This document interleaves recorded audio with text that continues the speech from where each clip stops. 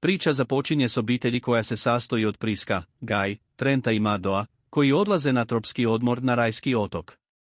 Otok se čini savršenim. Obitelj dočekuje upravitelj resorta i zatim im nudi besplatne koktele na zabavi dobrodošlice za goste. Trent također upoznaje i Dlybija, jednog od lokalnih dječaka koji izgleda zna nešto tajno o otoku. Noću otkrivamo da obitelj nije u baš dobrom stanju. Guy i Priska se žele razvesti, čineći ovo posljednjim obiteljskim odmorom s njihovom djecom. S druge strane, Priska nažalost već godinama boluje od bolesti.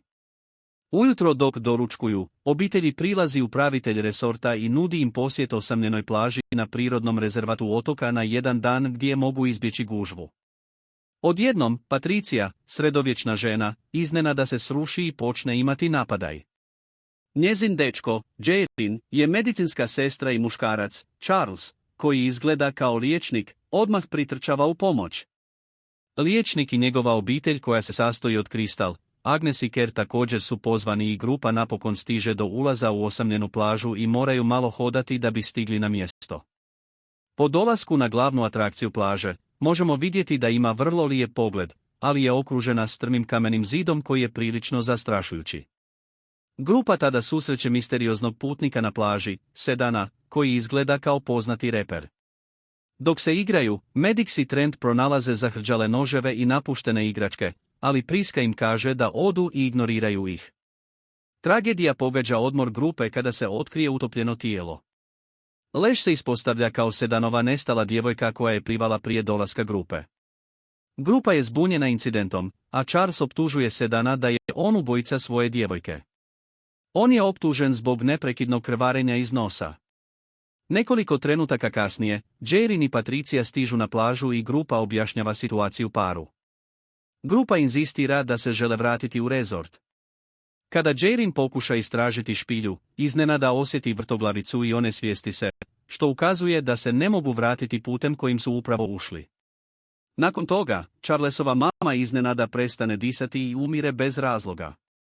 Stvari postaju čudnije dok se Priska obraća Charlesu i kaže da nešto nije u redu s njenom djecom, moleći ga da ih pregleda. Ispostavlja se da su Trent, Maddox i Kera iznenada postali znatno stariji, skočivši oko 5 godina u nekoliko sati. Siden pokušava pobjeći i Charles ga počinje juriti.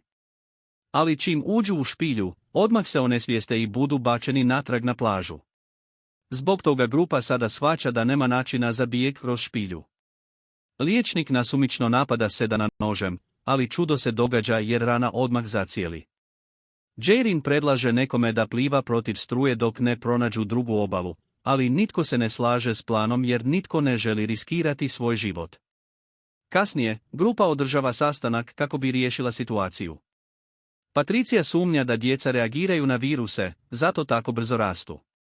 Priska i Guy otkrivaju grupi da Priska ima benigni tumor u trbuhu. Objašnjava da bi trebao biti oko 3 cm, ali Jarin kaže da je veličine softbalske lopte. Priska iznenada onesvijesti, a Jarin otkriva da tumor nastavlja rasti. Sada shvaćamo da plaža ne samo da utječe na njihovu dob, već i na njihovo fizičko stanje, posebno na bolesti, koje će također rasti brže. Stoga, kako bi spasili njen život, Charles će obaviti operaciju. Grupa se sjeća da će rana odmah zacijeliti. Nakon nekog vremena, uspijevaju izvaditi tumor iz njenog trbuha i Priska se uspije probuditi.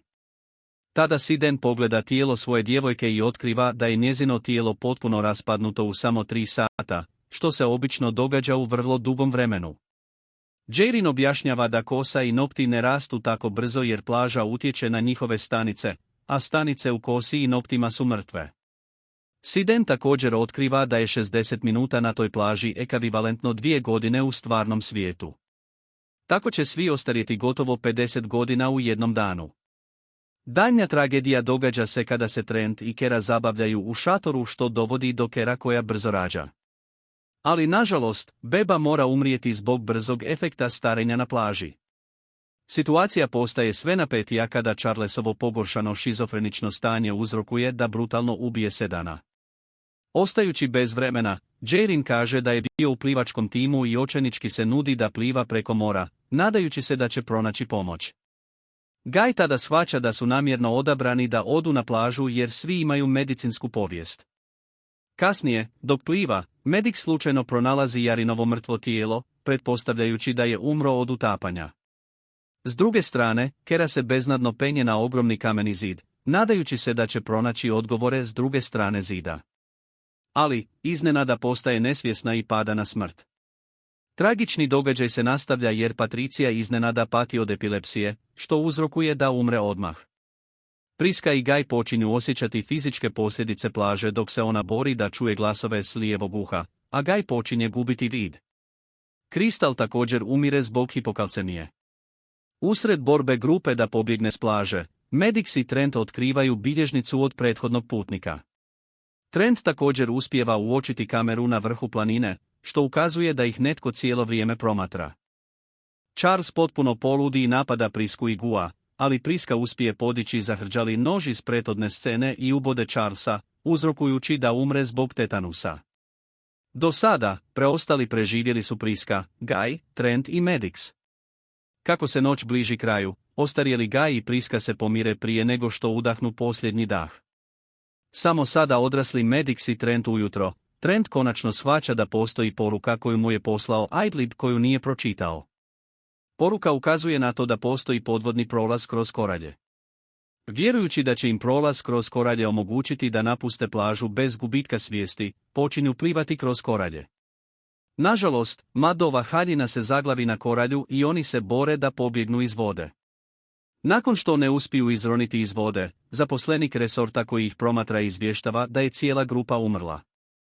Otkriva se da se rezort koristi od strane istraživačkog tima iz Warren Pharmaceutical kako bi provodili klinička ispitivanja novih medicinskih lijekova, koristeći svoje goste s medicinskim stanjima kao nesvjesne pokusne subjekte. Budući da plaža prirodno ubrzava starenje gostiju, istraživači su uspjeli dovršiti životna ispitivanja lijekova u samo jednom danu. Jedan od istraživača objašnjava da su nedavno uspjeli spriječiti epilepsiju dajući lijek Patriciji tijekom njenog dolaska.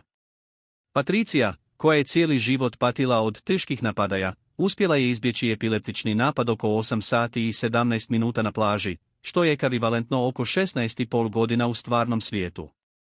Nakon tog incidenta, upravitelj počinje dočekivati novu grupu gostiju, ali neočekivano ga prekidaju Trent i Maddox, koji su na kraju preživjeli svoj podvodni plivački poduhvat. Koristeći bilježnicu kao dokaz nestanka nekoliko gostiju, par uspijeva dovesti policiju u rezort. Nakon što su istraživači uhićeni, Trent i Maddox odlaze kući živjeti sa svojom tetkom. Preokret ovog filma dolazi na samom kraju kada se otkriva da je rezort paravan za farmaceutsku tvrtku Warren. Upravitelj hotela je vođa tima istraživača koji su gostima s fizičkim medicinskim dijagnozama davali koktele koji su zapravo eksperimentalni lijekovi. Priska, Charles, Patricija i Siden bili su posebno odabrani zbog svojih bolesti. Na plaži su znanstvenici mogli pratiti njihovo zdravlje i vidjeti kako lijekovi djeluju tijekom vremena. Sami eksperimenti su relativno nedavni. Međutim, grupa ljudi poslana na plažu u filmu označena je kao Pokus 73.